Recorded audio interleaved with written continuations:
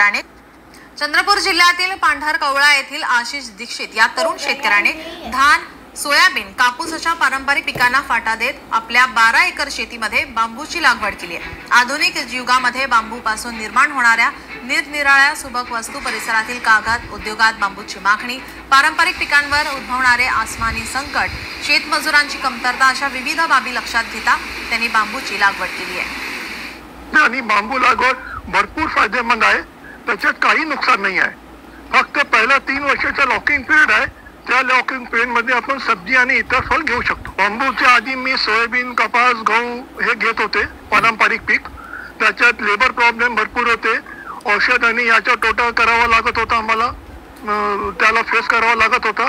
बांबू म्हणजे तसं काहीच कंपल्सरी नाही, तुम्ही 10 दिवसाच्या नंतरही फवारणी केली तरी बांबूला चालते, पण बाकी पिकाला असं चालत नाही, ते पूर्ण नष्ट होऊन जाते पीक।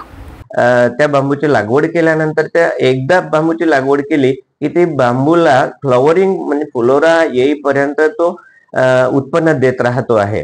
असं जोमाने वाढणार रोजच्या घडीला 1 ते 1.5 फुटापर्यंत त्याची वाढ होत असतो आहे।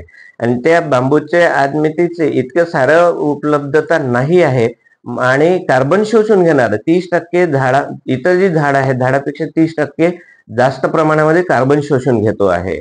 आणि मार्केटमध्ये बांबूची उपलब्धता कमी असल्यामुळे आपण त्याची लागवड करणे हे फायद्याचंच आहे।